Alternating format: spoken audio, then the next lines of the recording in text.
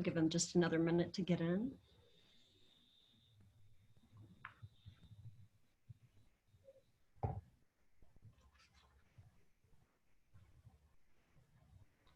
Good morning, Gina.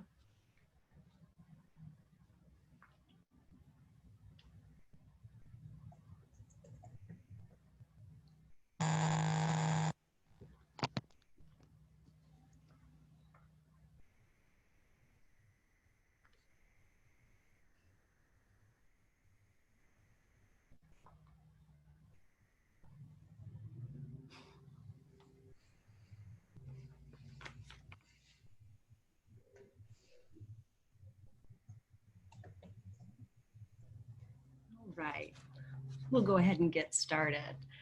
Good morning, everyone, and thank you for joining us today. We also have joining us Mr. Nate K. Johnson. He is the president of Real Estate Solutions at Red Key Realty Leaders and a full-service commercial and residential real estate brokerage with a commitment to helping clients achieve their real estate goals. Nate has served as the 2011 president of the St. Louis Association of Realtors, which represents nearly 8,000 realtors.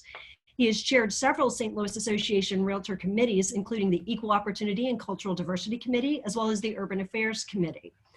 On the state level, Nate has been chairman of the Economic Development Council and currently serves on the leadership team as the 2018 president of the Missouri State Association of Realtors, which represents nearly 25,000 realtors. He was also a member of the Missouri Realtors Honor Society and was the 2017 chairman of the Smart Growth Advisory Board for the National Association of Realtors.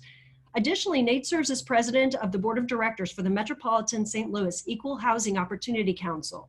It is the only private, not-for-profit fair housing enforcement agency working to end illegal housing discrimination in the metropolitan St. Louis area.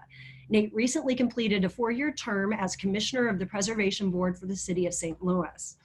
On a personal note, I had the great privilege and honor of working with Nate myself back in the kind of mid-2006 to 2010. It was the years leading up to him serving as president of the St. Louis Association of Realtors. So I know firsthand what an outstanding leader and gentleman this guy is, and we are so happy to have you joining us. Thank you for joining us, Nate. Thank you, Tessa. Thank you, everybody. I'm really happy to be here. It's thanks for allowing me to come and talk with you today. And yeah, we're going to discuss a little bit about a really brief history of fair housing. You know, I've had the honor to be a realtor now. This is my 21st year as a realtor. And what's interesting about that is for the first several years that I was a realtor, I had no idea about some of the challenges that we faced in our communities historically, and certainly coming to today as well. But as a young realtor, I didn't get that. So I worked to learn more and really gain an understanding of how we've arrived and how our communities have arrived in the way that they look today. So that's where I've come up with this really brief history of fair housing that we're going to talk about. So it all starts back in 1866. Anybody remember 1866? Anybody? What was happening? What was happening around that time? Anybody know what was happening around that time? Well, yes. What was taking place around 1866 is we had the end of the Civil War. End of the Civil War happened, and we all of a sudden have these emancipated, freed, enslaved people in our country that didn't really have any, there wasn't really a there wasn't anything defined about what to do with them. It was very tough. And what we know is that in 1865, the Civil Rights Law came to Congress, or came to the president. The president, Andrew Johnson at the time, then vetoed the bill, sent it back. It came back again and was vetoed once again. And it was only through a 2/3 majority vote that the Civil Rights Act of 1866 became law. And what happened there is it said, such citizens of every race and color, and without regard to previous condition of slavery or involuntary servitude, shall have the same right in every state and territory to lease, to inherit, to purchase, to sell, and hold, and convey real and personal property, real estate, as is enjoyed by white citizens. So there we have it, 1866, that should have solved it all. We've got equal housing opportunity. We've got the civil rights bill that becomes law. Discrimination in housing is over. Racism has ended. And nobody with me on that one? Okay, all right, absolutely. That is not exactly how it happened. So we've got to take it back a step just before that, because what happened is that when the enslaved people of our country were freed, it wasn't like they were given 40 acres and a mule, which is what was prescribed by President Abraham Lincoln before his assassination. Andrew Johnson had a much different take on that.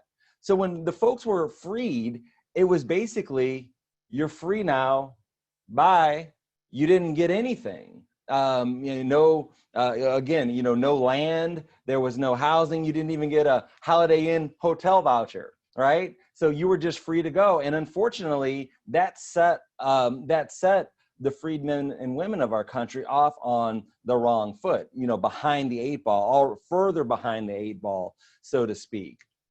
And that sort of brought us and led us into the sort of Reconstruction period. During Reconstruction, what was happening is that, yes, African Americans had a lot of opportunities. There was a lot of freedom. There was a lot of integration in the neighborhoods that was taking place during those 20 years that Reconstruction occurred. But then once President Garfield at the time promised to get the federal troops out of the South should he be elected president, he got that support and was elected president, and did exactly as he said. He got all the troops out of the South. So in essence, Reconstruction virtually ended, and they went back to the ways that the South was prior to that. That's when we saw the Jim Crow era coming into full force, without having voting opportunities, without having equal housing opportunities. All these things were just obliterated overnight as soon as the federal troops left the South. So then we saw what we know as the Great Migration. In 1910, there were over 90% of African Americans lived in the South. But what we know is by 1970, just about 50% lived in the South. There was a great migration north to escape the oppressive conditions, the seemingly oppressive conditions that were taking place in the South. We know that there was a big problem with incarceration, because just because the enslaved people were set free doesn't mean that all of a sudden there isn't a need for people to work these plantations and farms that were being where the labor was free and cheap based on the enslaved people that were working that land. So then it became practice to incarcerate these folks and rent them out as cheap labor to the plantation owners. So you went from the slave quarters to a prison cell and back out into the field for free, because that was the arrangement that was made between the people that operated the prisons and jails and the plantation owners. So it was tough going for African Americans coming out of Reconstruction there. So that led us, so that was why the move towards the north for sort of greener pastures, so to speak, to escape some of those oppressive conditions. Unfortunately, they found a lot of the same conditions in the north as they found in the south. But that leads us to the 1930s. So what was happening in the 1930s? Well, what we know what was happening was the Great Depression. We had the Great Depression. There were soup lines. There was, a sense that our fragile democracy may not survive. We saw the drumbeat of war, marching across Europe, and maybe starting to knock on our door a little bit as well here in this country. Prior to 1900, less than half of Americans owned homes. So then, as part of the New Deal, which was signed by Franklin Delano Roosevelt at the time, in addition to the Tennessee Valley Authority and other jobs programs, which were sort of created to put men back to work during that time, and as you can imagine, we're putting white men back to work because the African Americans were last hired and first fired. So when you have a depression, these folks are going to be most impacted by what is taking place and by some of these conditions. But also as part of this program, we saw the creation of the National Housing Act. The National Housing Act was passed in 1934. And what it did is it created the FHA.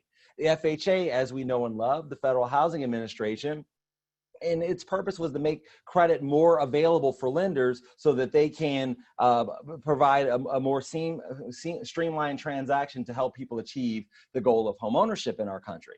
Because as I stated, prior to, around the 1900s, we had less than 50% homeownership in our country. And what our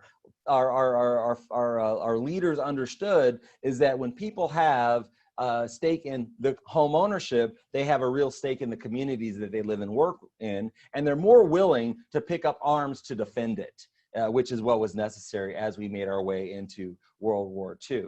As you see here, pay rent to yourself, the happiness and wisdom of home ownership, all of that was great marketing programs, and it really worked to create a boom in housing from the 30s, 40s, and 50s. The problem there, especially once we get into the 40s and 50s, we look at who these loans were issued to. Over 98% of all FHA insured mortgages were issued to Caucasians. So this again was a space where minorities were excluded from the opportunity to achieve home ownership and by utilizing the FHA loan, which allowed for that low down payment. Which was necessary. So this is what we call a red line map. This is the Homeowners Loan Corporation from the city of St. Louis, actually, in 1940. And of course, we know redlining is denying and restricting loans to people in particular communities. And part of the FHA program at the time, unfortunately, had a lot of redlining associated with it. What we know is that they would only lend in communities that were homogenous and non-integrated. They had a preference for that. So it was a real big problem for African Americans and other minorities to invest in home ownership because because FHA was not insuring loans within those neighborhoods. Here's an example that you see here. This is from the city of Buffalo. You see in the red, the Evans Bank trade area. And then the areas in blue are identified as greater than 50% African American and greater than 40% African American. And what was taking place is that the Evans Bank would not lend money in those communities. And a big reason for that is that the government-backed mortgages, the FHA, would not insure those mortgages. So as a result, the bank wouldn't lend in those communities. And it really further depressed some of the already depressed areas and neighborhoods, and that's where the redlining comes into play.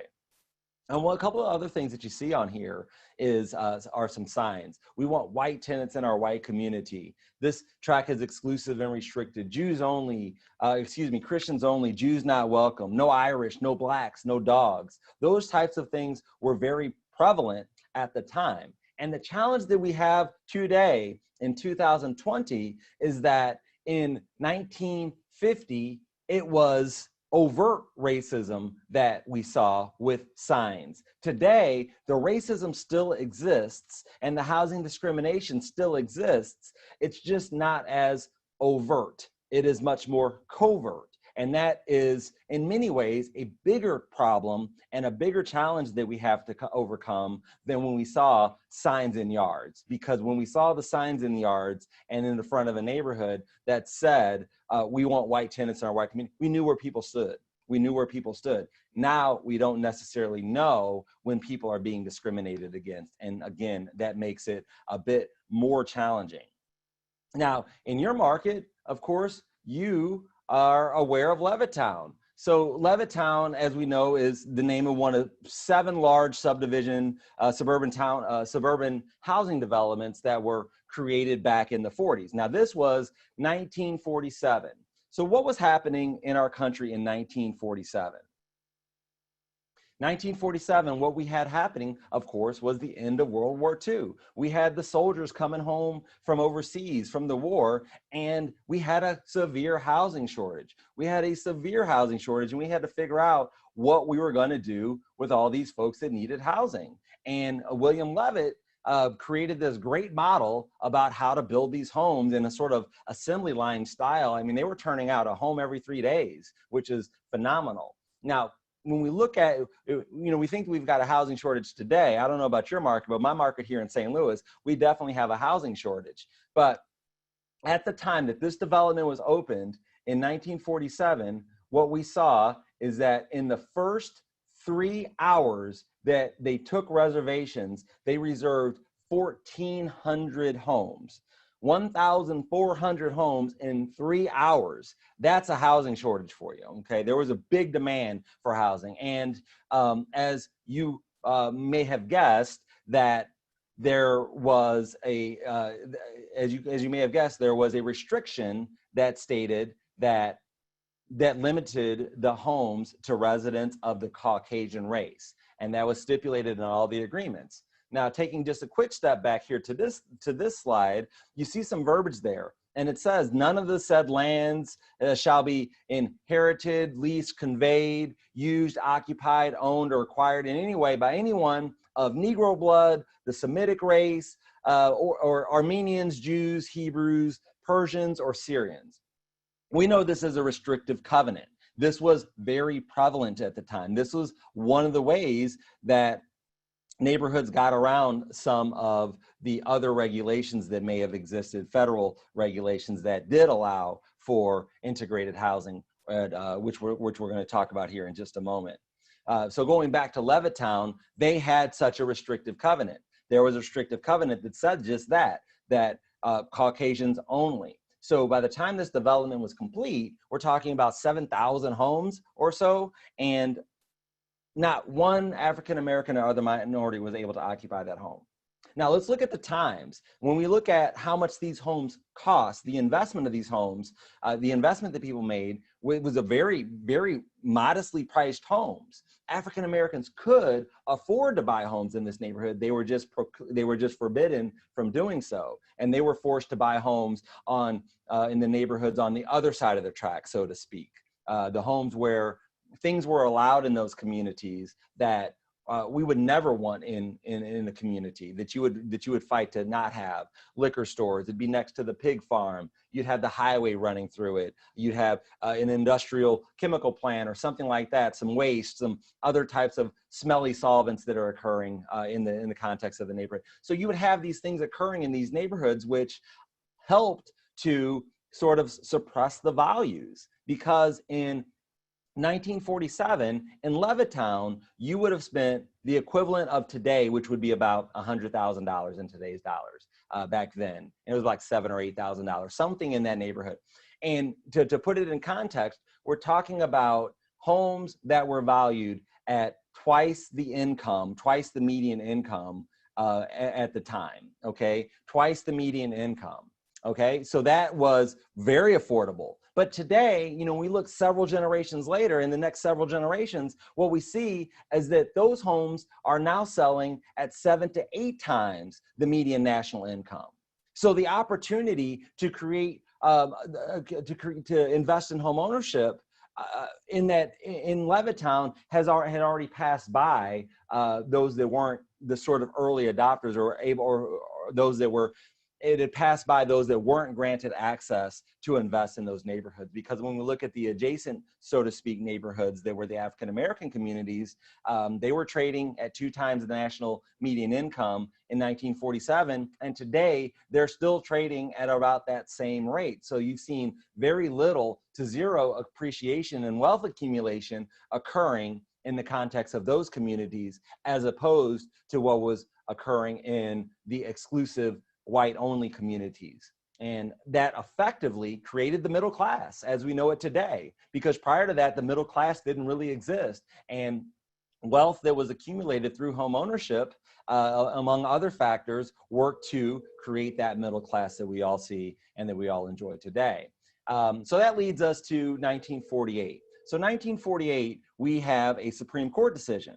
So this is Shelley versus Kramer. And what happened here is that the Supreme Court made a decision. Now, in my opinion, they punted a little bit. They didn't go as far as they could have as it relates to addressing restrictive covenants. And what they said is this: the restrictive racially based covenants on their face are not invalid under the 14th Amendment.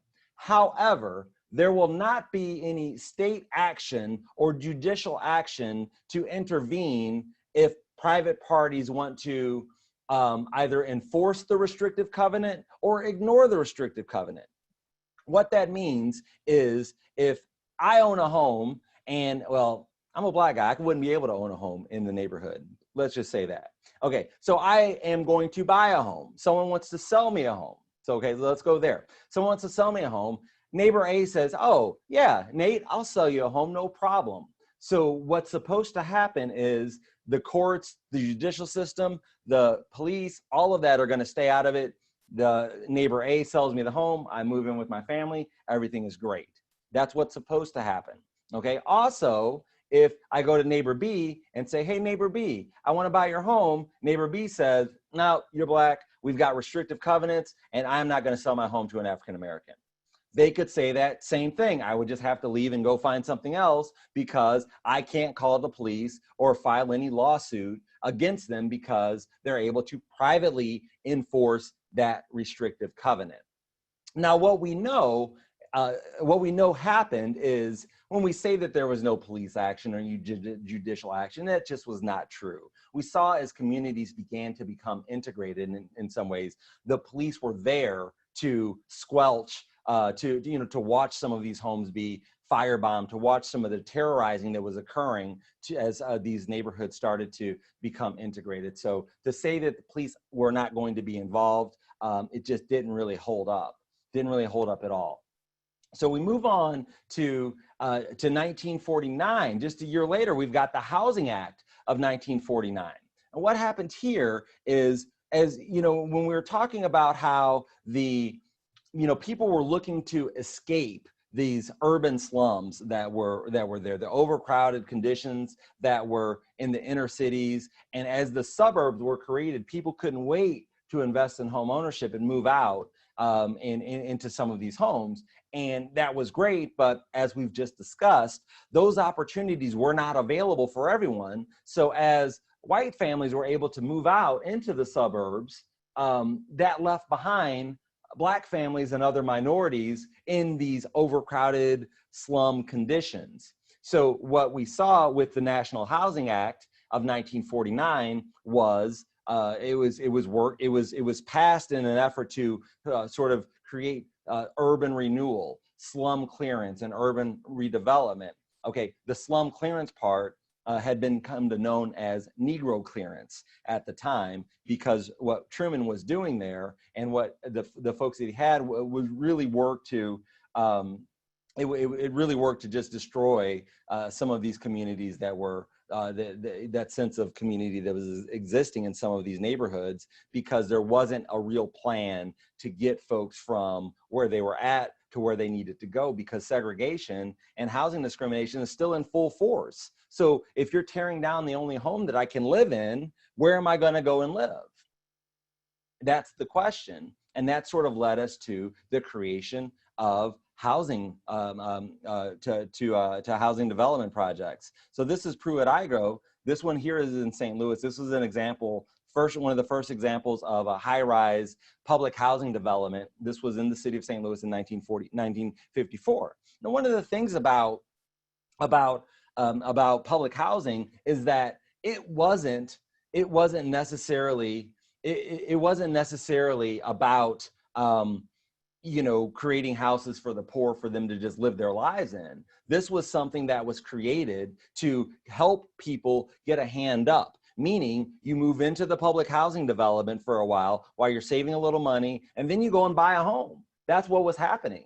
That was happening for white families, because African-American families, I'll say it again, just did not have those opportunities. They just did not have those opportunities. And in fact, Pruitt-Igoe, you've got the Pruitt building was for African-Americans. The Igoe building was for white families. That's how it worked. But then as access to home ownership opportunities started to be created with the development of the suburbs, the Eisenhower interstate system, all these things started to come into play. That gave an opportunity for the white families to get into that middle class where the African American families did not have that opportunity because they were denied housing. They were stuck in these slums, which was reminiscent of something out of a Charles Dickens novel. Okay, the housing stock had deteriorated. It was just terrible. It was very terrible conditions there. So once the opportunity for African Americans to achieve home ownership and to move into different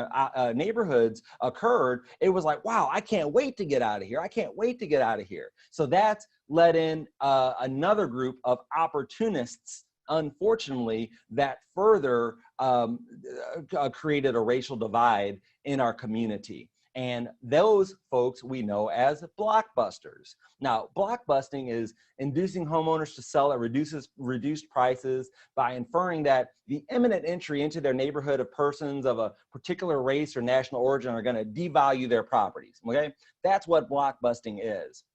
And what we know, as we've just discussed, we're in a space where African Americans and other minorities cannot leave some of these neighborhoods that they're confined to, and now all of a sudden some of these opportunities are being created for them because of the 1948 Supreme Court decision that allowed for housing integration based on sort of saying that the restrictive covenants could be privately enforced. So some people said, hey, I don't have a problem. I'm going to sell my home to whoever wants to buy it. And that's what was happening. But unfortunately, the blockbusters would step in and they would say, hey, did you see what just happened down the street? The Johnson family just sold their home to a black family. Okay, you better sell me your home while you still can. And they would buy that home at a reduced price because they were peddling this panic and fear and saying, look, you're not going to be able to sell this home if you don't do it right now. I'll give you 20% less than what it's worth, whatever the case may be. They were going to do that. Now let's take a step back here. Let's take a step back, because what we have to understand is the mentality of what was taking place with the homeowner. Okay, the homeowner at the time, this is what they know. Somebody knocks on their door, says you better sell me your house quick while you still can. While you still can. All right, that's an important statement, and that was a true statement, because as we discussed, the FHA was only lending in homogenized communities. They were not lending in integrated communities. So when the Johnson family sold their home to a black family down the street, all of a sudden the opportunity to obtain FHA financing is going away, is no longer going to be possible. So because of that, you better sell me your home while you still can, because soon enough, you won't be able to. All right, so that's one of the things that the blockbusters were doing. So they would buy these homes at these reduced prices. Another thing we've got to remember is that we're talking about an all-white community. Their only interaction with African Americans is what they saw on the newsreel. And what do you think you saw on the newsreel and on the television? It was not good. It was not good stuff that was taking place. So there was an innate fear that was occurring, because when we don't live next to each other, we don't know each other. And the only thing that we can do is make assumptions about who we are, who they are. And instead of us and we, it's them and they. And that's not what we're looking for, okay? And that's what the housing segregation has created in our communities that reverberates today all over our country. So we've got to keep that in mind. So the blockbusters, what the blockbusters would do, so now they bought this home at a steep discount from the home seller, and then they, quote, sell it to an African-American family. Okay, they sell it, but they don't really sell it because they have these financing terms called contract for deed. They can't sell it because the African-American can't get financing to buy a home in a predominantly white community. It just wasn't going to happen. So the blockbuster says, don't worry, I'll take care of that for you. I'll give you some great terms. So now they are selling these homes at twice the market value, or 50% more than market value, whatever the case is. It's more than what the market value would have been. The exorbitant rates, okay? Terrible terms. And this contract for deed, what it did was, let's say that you got a 10-year term, meaning that if you think about that in a fully amortized mortgage, at the end of 10 years, you've paid off the home. That's not how these contracts for deed worked. Well, how they worked is you don't accrue any home ownership until you've made your final payment, meaning that you could have a 10-year note and you could live in that place, pay your mortgage on time every month for 9.5 years, and the first month you're late, you can be evicted and you've not accrued any home ownership or any debt reduction.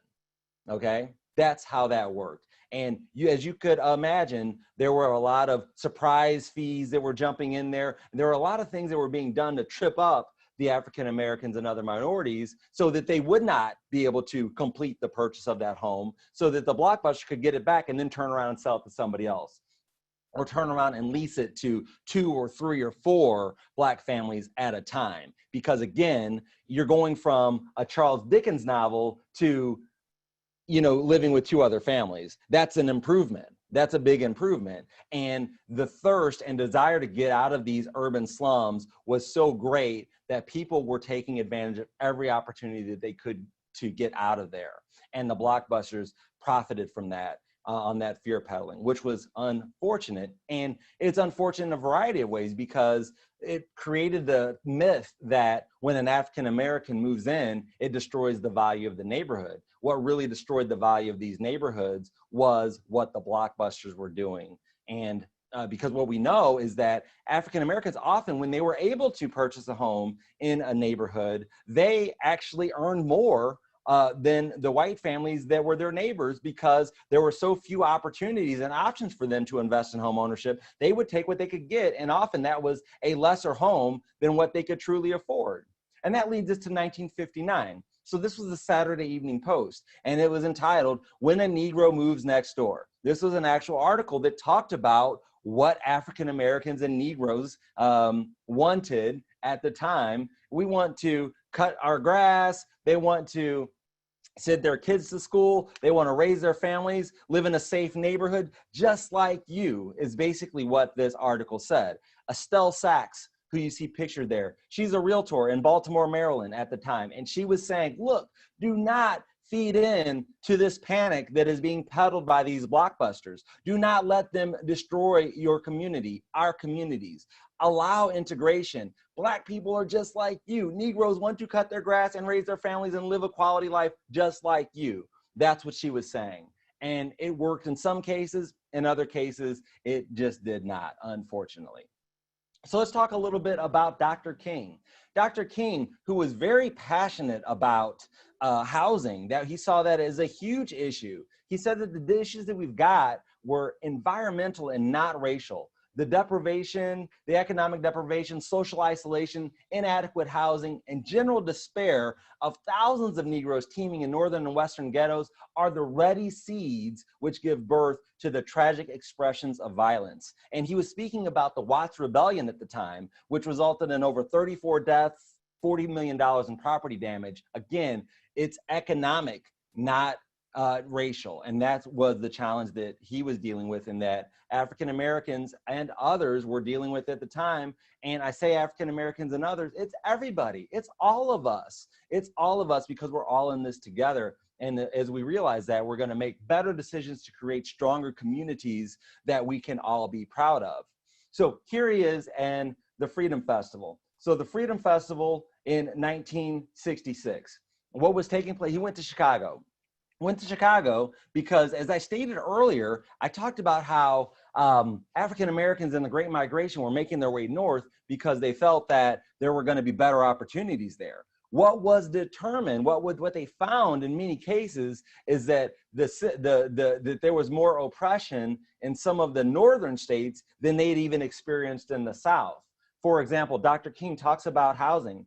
He said that when he moved to Chicago for the Freedom Festival to end slums and all of that, he rented an apartment. The only apartment that he was able to rent, of course, in an African American, a Negro community, he was renting that for $50 a month. It was a 3-room shack. It had poor plumbing. It had, it was dark and dingy. It was a shack that he was renting for $50 a month. And when he was touring around and he would see the neighborhoods that white families were able to rent homes in, they would get 5 and 6 bedroom, 5 and 6 room palatial apartments, tall ceilings, bright and airy, plenty of natural light coming in, and they were spending $40 a month on those. $40 a month. So what he was finding, which is probably no surprise to any of you, is that African Americans were getting much less, but paying much more for the opportunity to have that. And that was a challenge. He said he never experienced as much violence than when he went to Chicago. First time he got hit in the head with a brick was in Chicago because they said, hey, you get back south and deal with what's going on there. Because the North was happy to wave their finger at the South and say, you need to treat your Negroes better, but don't come up here to the North and sort of pull back the curtains about what we've got going on up here. That's what Dr. King was encountering at the time.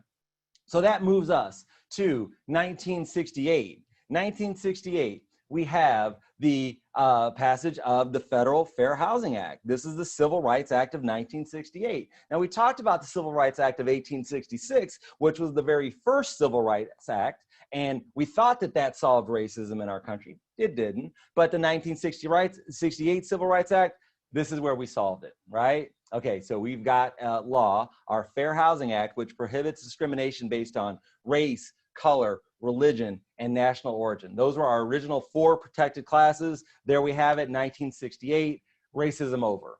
Housing segregation ended forever. Yeah, if only that were so. If only that were so. We know that that didn't quite work out quite that way. All right, we move to 1968. We stay with 1968, I should say, and we have Jones versus Alfred H. Mayer Company. So this is another U.S. Supreme Court case that is used to define housing policy in our country. What happened here is the Jones family wanted to buy a home from a new home that was being constructed by the Alfred H. Mayer Company. This is Alfred H. Mayer said, no, you're black, can't sell you a house. Now, there's something to that. He said, I can't sell you a house. Interesting. What does that mean? What does that mean, I can't sell you a house? Well, let's break that down a little bit. There could be a couple of factors in play there.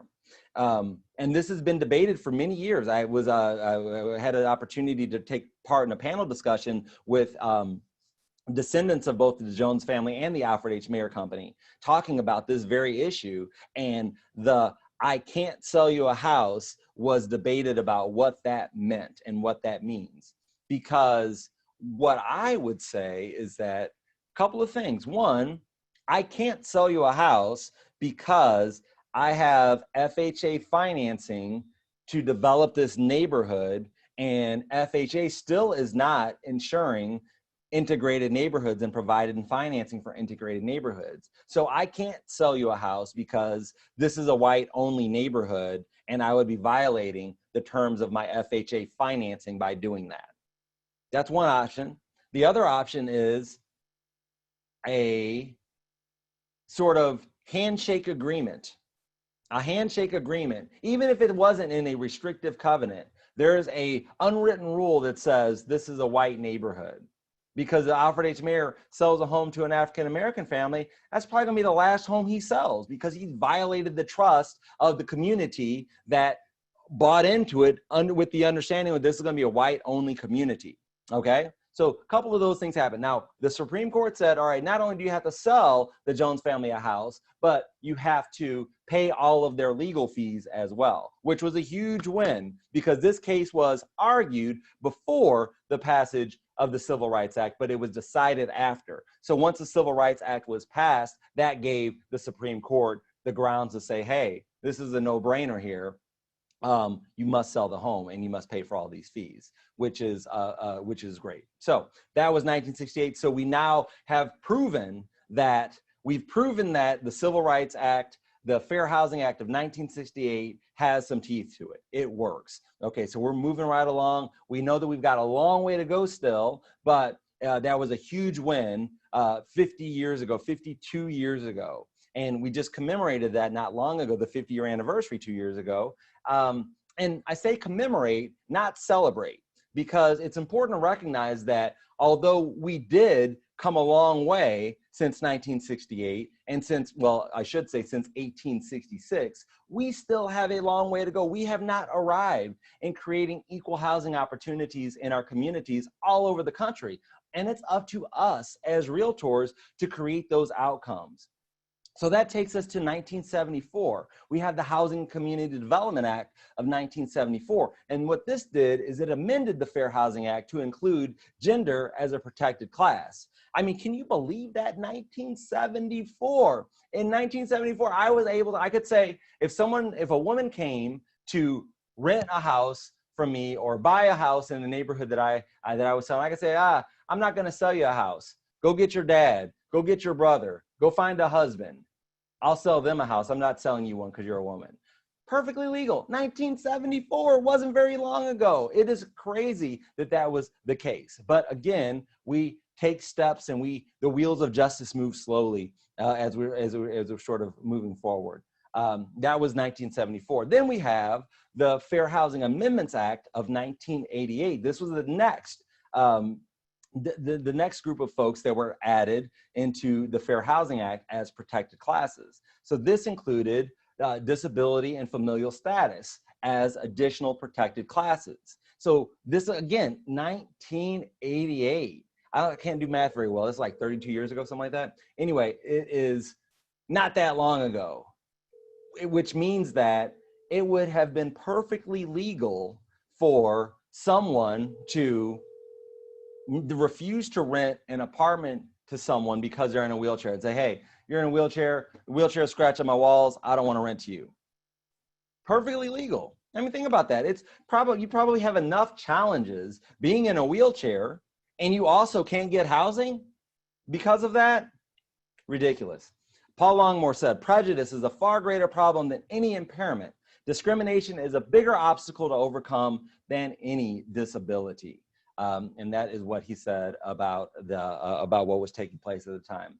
As Tessa mentioned at the beginning, I serve as president of the Metropolitan St. Louis Equal Housing Opportunity Council, which is a housing discrimination agency here in St. Louis. And you'd be surprised that how many cases are still coming across for handicap, disability. Disability is the number one, the highest amount of cases that we see, over any of the other protected classes that are in our that are federally recognized. Now, of course, as realtors, we recognize two additional classes as protected classes, and those are sexual orientation and gender identity. So those are the two additional classes that we as realtors agree to not discriminate against based on housing. However, those are not federally recognized as of yet. So that brings us to where we're at today as it relates to our federal protected classes. We have race, color, religion, national origin, sex, disability, and familial status. Okay, so we've talked about the history a bit. Now, where does that leave us today? Where does that kind of leave us? I mean, it'd be easy to say that all of this stuff was a thing of the past, but what we know is that's not the case, because as I said before, our housing discrimination exists in a different way. When before it was very overt racism that we were dealing with and overt discrimination, now it's a lot more covert. An example would look something like this. So if what we know is that if this person calls to rent an apartment, he's going to have a different experience than when this guy calls. And both of them are going to have a different experience than when this guy calls.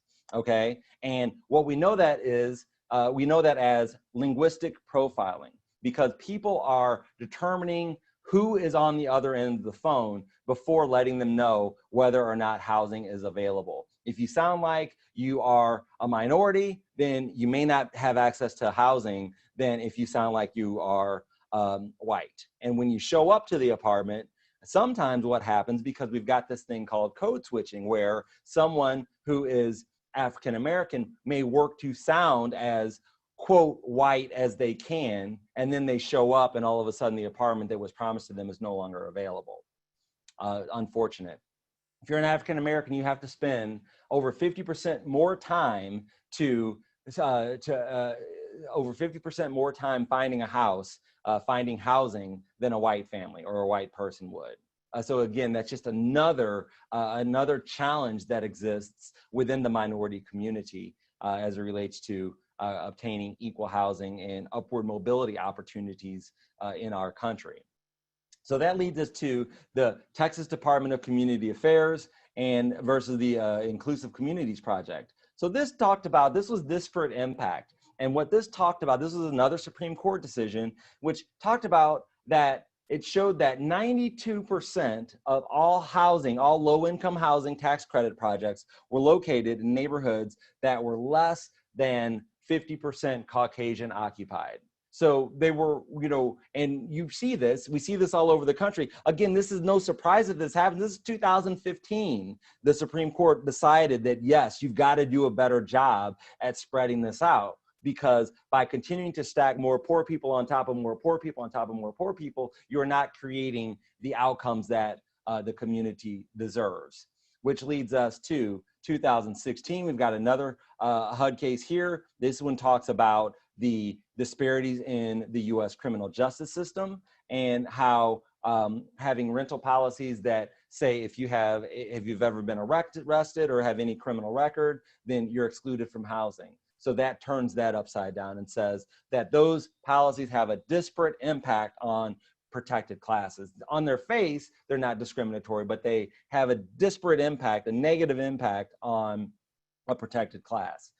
Because what we know is that African Americans make up just about 12% of the US population, but represent about 36% of the prison population. Now, if we go all the way back to where I was talking about after Reconstruction and after the emancipation, we saw what sort of started this trend. And what we know is that our country incarcerates more people than any other country in the world. Any place in the world, the United States has a higher percentage of the population in prison than any other country in the world. That is something that we've got to ask ourselves, why is that the case? So that leads us to Bank of America and Wells Fargo versus the city of Miami. Now, we all remember, or many of us that were still around at the time, as I stated before, this is my 21st year as a realtor. And just like many of you, I'm helping buyers and sellers achieve their real estate goals. I was on a listing appointment yesterday. I'm going to be showing some property a little bit later this evening. And what we saw is that the housing crisis and the Great Recession of 2008, what caused that? Well, we know that there were a lot of things that caused that, but one of the things that made it even worse was the predatory lending. It's been shown, studies have clearly shown, and this Supreme Court case illustrates that as well, that banks and lending institutions were targeting African American and other minority neighborhoods with predatory lending products.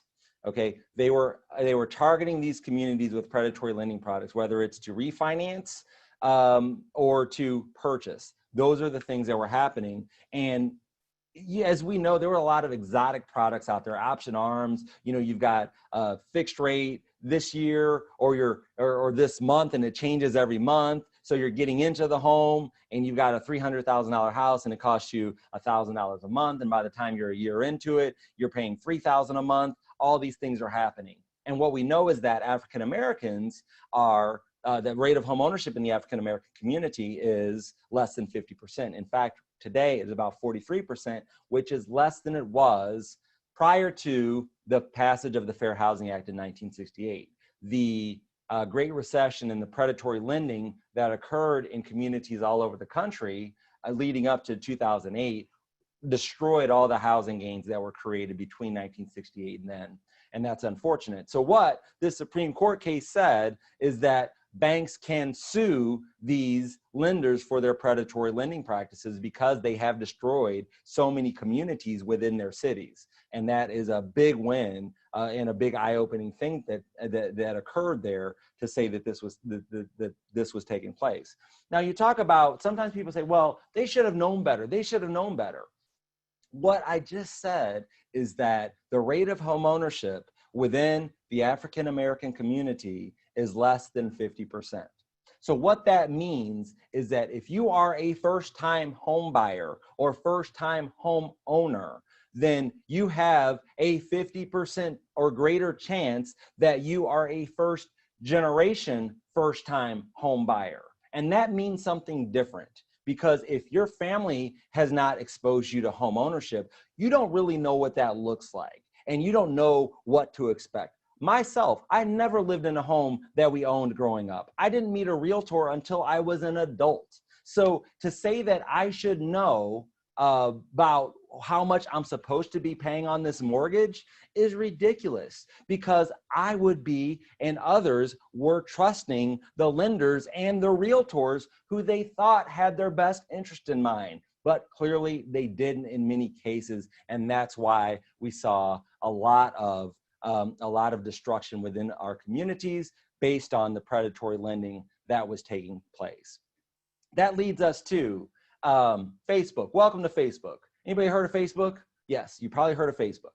And what we know there is there was a lot of discrimination taking place there. Again, I talk about the signs. I talk about covert racism. We want white tenants. And what does that look like today? Well, in 2016, this is what it looks like. It looks like marketing opportunities here. So this is in New York, behaviors, likely to move, interest, buying a house, first-time home buyer, house hunting. Oh, and what you can do in Facebook is narrow your audience based on a multicultural affinity. So we're going to exclude African Americans, Asian Americans, Hispanics. So if we select this, it says your audience selection is great. And what was happening is, if you're African American or one of these other minorities, you're never going to see the ad for housing that this person put up. You're never going to see the ad. So you don't even know that the housing is available, because it's not available to you. Again, that is a crime.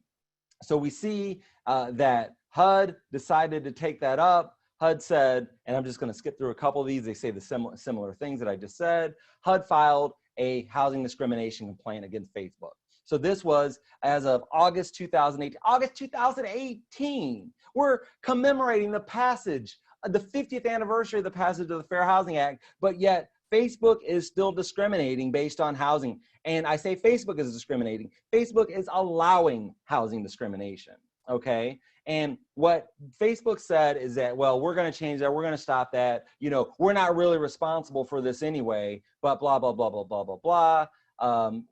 So HUD said, all right, we're going to give you a shot to fix it. Came back March of 2019. Last year, a year ago, 2019, HUD comes back and says, boom, Facebook, you're still discriminating. You're still allowing this stuff to work in a discriminatory way in our communities. And using a computer to limit a person's housing choices can be just as discriminatory as slamming a door in somebody's face, as Secretary Carson said at the time. And it goes on and on. We see that in Zillow. Zillow, they're allowing totally Caucasian neighborhood. Here, they've got, we're only leasing our property to white. If you're not white, don't apply, okay? Which is tragic. And you're telling me that these companies really can't solve that issue if they wanted to? Yes, they could if they wanted to. We've got to put more pressure on them and others to solve some of the challenges that they're allowing to exist in our communities. So let's take a look at a couple of others. We've got Airbnb. Airbnb, same thing. We've got housing discrimination there. Uber, Lyft, housing discrimination, racial discrimination, disability discrimination across the board. Now, a shining example of this is Airbnb. Airbnb took this very seriously. They said, you know what, we have to solve this problem, because what they saw is that you've got a 15% lower chance of being accepted if you have an African-American sounding name in Airbnb, okay? And what we know is that names and photos were the first thing that people saw. So what they did was they said, all right, we're gonna go out, we're gonna hire former US Attorney General Eric Holder, we're gonna hire Laura Murphy from the ACLU, we're gonna then they rolled out this instant book system, which says that you're going to agree to terms before your face and name are ever displayed. So that way you don't have that, you know, you've already agreed to these terms before any of that happens. Pictures are revealed once the terms are agreed upon. They've committed to a stronger non-discrimination policy. You know, what was said here, Brian Chesky, the CEO, said that at the heart of their mission is the idea that people are fundamentally good, and that every community is a place where you can belong. And that is really what we need. We need people to step up and take ownership of some of the challenges that have been created and figure out how they can address them. You know, because individually, yes, we probably can't change the world, but when we put our minds together and we work together as a cohesive community and as realtors, we have an opportunity to create better outcomes, and we can really change the world as a result of that. So that is a brief history, a really brief history of fair housing. So I hope that you got some value in that. I'd love to answer any questions. I know we've got a couple minutes left. So yeah, thank you. Thank you so much, Nate. That was fantastic. It was just really well laid out as that timeline. So far, the only question I've seen pop up in the chat is, where do I get a copy of the recording? So I'm going to stall for just a moment and give people a chance to pop in any questions they might have. I wanted to shoot back to when you were talking about the end of World War II. You said that there was an understanding that if everybody had home ownership, they would be more willing to take up arms to defend that. What that reminded me of is the 11th and 12th words in the preamble to the Realtors Code of Ethics. Everybody knows the first 5, under all is the land. But right after that, it says, upon its wise utilization and widely allocated ownership. Right in the top of our Code of Ethics, we say the more people that buy into the American dream, the stronger that dream is. Mm-hmm. Yeah, and it goes on to say that depends the survival of free institutions and of our civilization. Yes. You know, and then the other thing I thought that was really interesting, because we had a fair housing summit last year, so I was aware that something like 52% of all HUD discrimination cases each year are disability, which kind of goes against what people would assume, but that means we assume too much about fair housing rather than learning the facts about it. But the quote you said I thought was really, really important. It said, discrimination is a bigger obstacle to overcome than disability. That was a really powerful quote. Okay, it looks like we do have one. Oh, it's a tough question, Nate. It says, what is the solution? Great. I love it. What are the solutions? So a couple of solutions that we've got there are, it really starts with understanding. We have to have an understanding of what has created some of the challenges that we have today. And that's one of the reasons why I like to have this discussion about the brief history of fair housing, because it kind of outlines some of the things that have led us to where we're at right now. Because once we have that understanding of how we got here, then we are better prepared to create solutions for our communities. So some of those solutions that we could look at is, who's at the table? Who is at the table? Do you have diverse groups around the table as it relates to decisions that are being made? What I know is that if you're not intentionally inclusive, you're unintentionally exclusive. So what we mean by that is, if you walk into a room and everybody looks like you, whether this is at your board level, this is at your company level, you're probably not doing something that's going to create and attract a level of diversity. And that's what you need to do, is work to say, what am I doing or what am I not doing that could work to create the level of diversity that we need in our community, or in our board, in our association, in our company, because all of those things have to happen. I think that it's unfair to think that, well, everybody's free now, so if they want to be a part of our association, they can just come on in and get involved. But you've got to remember that if you are a minority and you walk into a room and nobody looks like you, then you might not feel as comfortable and as welcome. You may feel like this is not the place that is welcoming of me. Because it was as late as the 70s. Here in St. Louis, as late as the 70s, you could be African American, you would be forbidden from joining the association. As late as the 70s. So just because all of a sudden someone can join an association doesn't mean that they're going to run out to join it. Okay, just because the policy went away doesn't mean the attitude about joining that association went away. And that's what we continue to see. So I would encourage you to have uncomfortable conversations. You know, find people that are not like you to have conversations with about this. You know, bring a friend that is different to the company meeting, to the board meeting. Do those things. And obviously right now it's a little different, a little tough with COVID, but in a quote normal sort of environment as we are sort of meeting and greeting people, think about what areas of your lives you have that doesn't have a level of diversity within it. And that I think is the best way that we can affect the change that we want. That's really great, Nate. And I think that your presentation did a really good job of showing the kind of decades-long shadow that public policy can have. And it's important to understand, you have to look at how affecting public policy is so that you make better public policies going forward, because you understand that they will have far-reaching impact beyond just the policy itself.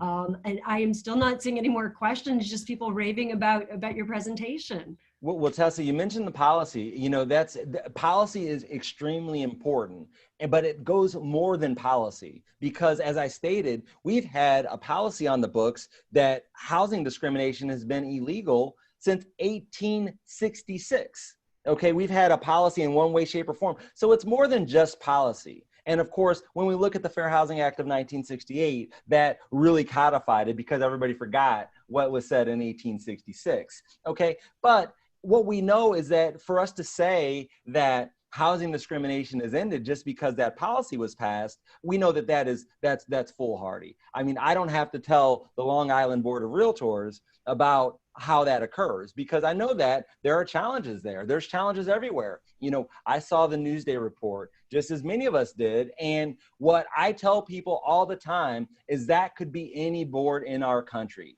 That could happen in most boards in our country, because people are not educating themselves. People are not understanding that they may be unintentionally, you know, let me be clear. We've got plenty of folks that are intentionally segregating and intentionally discriminating. But I think that the challenge that we have that is greater than that is the unintentional discrimination, the implicit bias, the decisions that people are making for their clients and customers because of who their client or customer is, without giving the client or customer the opportunity to make their own decision. As realtors, we provide the information, the client makes the decision, and we have to remember that. And I think that so often we are not operating in that space. We've got to work to adopt the equal professional services model that National Association of Realtors provides to help us streamline that process and make sure that we're providing equal professional services to everyone that we interact with. That's great. Do you have time for another question? Sure. Okay, this one's a two-parter. They want to know how agents can get more involved in promoting fair housing. And then secondly, they want to know how they can contact you. Well, so if my screen is still up, then you can see that my contact information is right there. Best way to reach me is through email, nate@livingstl.com. I'm on Facebook and all that good stuff too. Feel free to connect with me there as well. So that's how you can connect with me. How you can get involved. I think that you can get involved in you can start in your company.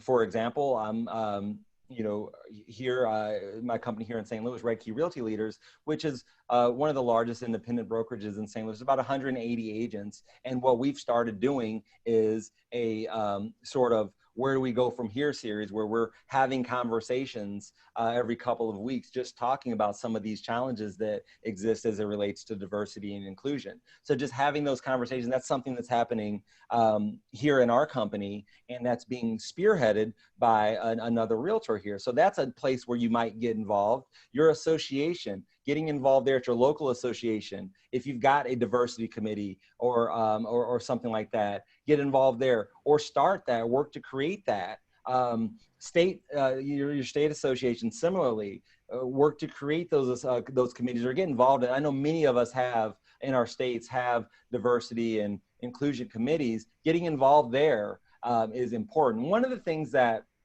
and then of course at the national level, not only is there a diversity committee at the national level, but more importantly, right now there, for the first time, there's a fair housing policy committee. Okay, fair housing policy. One of the things that I've been challenged with over the last 15 years or so that I've been involved in association in association business in that way, is that the diversity committees so often do not reach the audience that they need to.